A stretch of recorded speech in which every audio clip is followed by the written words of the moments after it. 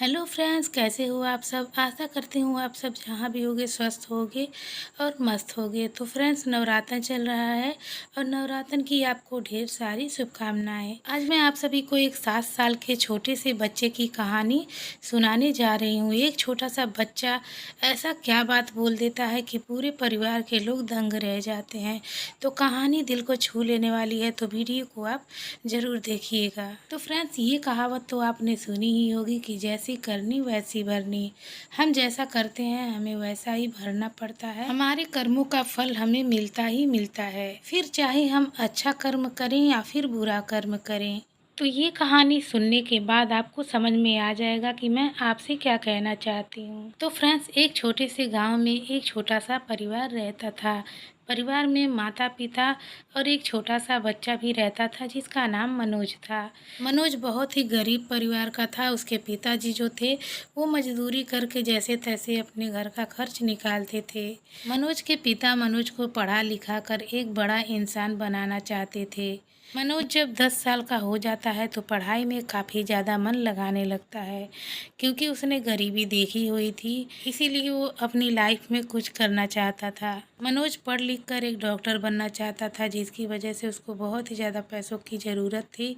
इसलिए उनके माँ बाप जो थे पुराना खेत अपना बेच देते हैं और सारा पैसा मनोज की पढ़ाई में लगा देते हैं।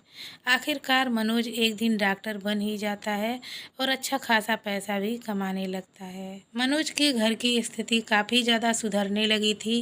धीरे धीरे मनोज के पिता ने मकान बनवाया, एक अच्छा सा गाड़ी ली, सब कुछ मनोज के पास हो गया। तभी एक दिन मनोज की माँ बोलती हैं, मनोज बेटा, अब तुम बड़े हो गए हो और अच्छे खासे पैसे भी कमा रहे हो। हमारे घर पे किसी भी चीज़ की कमी नहीं है, बस कमी है तो एक बहू की। तुम शादी कर लेते तो ये भी पूरा हो जाता, घर में एक बहू हो जाती और कामों में मेरा हाथ भी बटा लिया करती।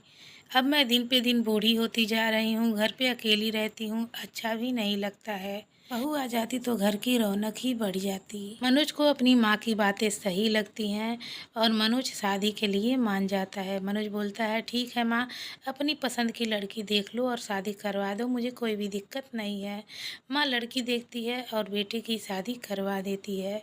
घर में बहू आती है, घर में खुशी का माहौल था और मनोज की माँ के पास भी कोई बेटी नहीं थी, तो अपनी बहू को वो बेटी की तरह मानती थी, बेटी की तरह ही प्यार करती थी। कभी भी इंतज़ार नहीं करती थी कि मेरी बहू ही काम करेगी तभी काम होगा। मनोज की माँ खुद कामों में ही लग जाती थी। वो सोचती थी कि अकेले मेरी बहू क्या क्या करेगी। कुछ ही दिनों के बाद मनोज को एक बेटा पैदा होता है और उनके दिन अच्छे खासे बीत रहे थे। घर में खुशहाली ही खुशहाली थी। मनोज ने अपने बेटे का नाम दीपक रखा था। जैसे ही दीपक 7 साल का होता है और इधर मनोज की माँ भी बूढ़ी हो चुकी होती हैं। मनोज की माँ अब घर का काम भी नहीं कर पाती थी, इसलिए घर पे बैठी रहती थी, जो उनकी बहू को अच्छा नहीं लगता था। बहू ने तो शुरुआत से आराम ही किए थे, तो आराम ही ढूंढ रही थी। बहू मन ही मन सोचती है, बुढ़िया तो कुछ काम भी नहीं कर रही है, सिर्फ दिन भर बैठी रहती है। अब मनोज की पत्नी ने मनोज का कान भरना भी शुरू कर दिया था, लेकिन मनोज हंसकर बीवी की बातों को टाल दिया करता था और उसे समझा दिया करता था, देखो अभी मेरी माँ बूढ़ी हो चुकी हैं, वो काम करने के लायक नहीं है और उनकी दिमागी स्थिति भी अब धीरे धीरे ठीक नहीं है, तो उनकी बातों का तुम बुरा मत माना करो। लेकिन पूजा अपनी आदतों से बाज नहीं आती थी। जब भी मनोज आता था उसके कान भरने लगती थी। कहीं ना कहीं मनोज के दिमाग में भी ये चीज़ बैठ गया था कि मेरे माता और पिता पूजा के साथ अच्छा बर्ताव नहीं करते हैं। अब तो पूजा मनोज के माता पिता को डांटने बोलने भी लगी थी। एक दिन पूजा मिट्टी का बर्तन लेके आती है और बोलती है, माता पिता इसी बर्तन में खाना खाएंगे। बर्तनों को लेकर पूजा अपने सास ससुर के पास चली जाती है और बोलती है, देखो आज के बाद से इसी में आप सभी को खाना खाना है और खाने के बाद बर्तन भी अपने हाथ से ही धुल के रखना होगा। ये बर्तन किचन में नहीं जाने चाहिए। मनोज के जो माँ-बाप थे वो बिल्कुल भी बुरा नहीं मानते हैं। हँसी-खुशी से उन बर्तनों को अपने पास ही रख लेते और जब खाना खा लेते तो उसे अपने हाथों से धुलकर अपने कमरे में ही रख दिया करते थे। एक दिन पूजा खाना लेकर अपने सास-ससुर के कमरे में जाती है और जैसे ही उसकी सास खाना पकड़ने जाती हैं, उनका हाथ कँपकँपा जाता है और उनके हाथ से बर्तन छूट जाता है। बर्तन और खाना दोनों ही ज़मीन पे गिर जाता है और बर्तन टूट जाता है क्योंकि वो मिट्टी का बना हुआ था। तभी पूजा को गुस्सा आ जाता है। पूजा झगड़ा करने लगती है, तोड़ दिया ना बर्तन, फिर से बाजार मुझे जाना पड़ेगा, बर्तन लेके आना पड़ेगा और बर्तन के पैसे भी लगेंगे। कौन देगा? क्या तुम्हारा बाप देगा क्या? सारी बातें मनोज सुन रहा होता है लेकिन कुछ भी नहीं बोलता है क्योंकि वो बीवी के प्यार में इतना ज़्यादा अंधा हो गया था कि उसके माँ बाप ने किस तरह से उसे पढ़ाया लिखाया था, किस तरह से एक कामयाब डॉक्टर बनाया था, वो भी उसे याद नहीं था। तभी पूजा अपने कमरे के अंदर जाती है, पर्स लेती है और मनोज को भी साथ में ले लेती है और मिट्टी का बर्तन खरीदने के लिए घर से बाहर ही निकल रही होती है। तभी उसका बेटा आकर अपनी माँ को रोक देता है। बेटा बोलता है, माँ आप बर्तन लेने जा रही हो तो 4 बर्तन लेते आना। तब पूजा बोलती है, बेटा हम 4 मिट्टी का बर्तन क्या करेंगे? दादा दादी को खाना देने के लिए तो 2 बर्तन ही काफ़ी हैं। तब बेटा बोलता है, नहीं माँ 2 बर्तन आप एक्स्ट्रा लेते आइएगा।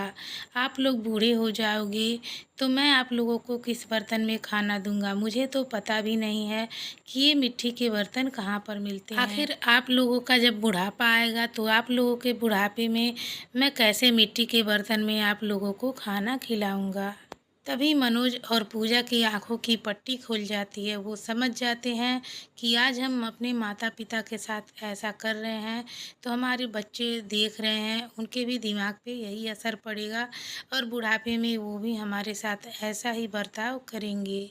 उसी दिन से मनोज और पूजा सुधर जाते हैं और अपने ही बर्तन में खाना खिलाते पिलाते हैं। मिट्टी का बर्तन कभी भी खरीद के नहीं लाते हैं। तो फ्रेंड्स, जिस तरीके से हम अपने माँ पिता के साथ ऐसा कर रहे हैं, हमारे बच्चे भी देखकर आगे चलकर वही काम करेंगे। तो जैसा हम कर्म करते हैं, आगे चलकर वही कर्म हमारे आगे भी आते हैं। तो अपने माता पिता के साथ कभी भी बुरा व्यवहार ना करें। और आज मैं आप सभी से कुछ कहना चाहती हूँ कि माँ की बात कभी टाली नहीं जाती, माँ की बात कभी टाली नहीं जाती और माँ बाप की बद्दुआ कभी खाली नहीं जाती। पाल लेती है एक माँ 4 बच्चों को बर्तन माँज कर, पाल लेती है एक माँ 4 बच्चों को बर्तन माँज कर, लेकिन एक माँ 4 बच्चों से पाली नहीं जाती। तो फ्रेंड्स, कैसी लगी शायरी और कैसी लगी ये कहानी मुझे कमेंट करके ज़रूर बताइएगा। इसी तरह की और भी कहानियाँ सुनना चाहते हैं तो मेरे चैनल को सब्सक्राइब कर लीजिए। फिर मिलेंगे अगली वीडियो में, तब तक लिए जय माता दी।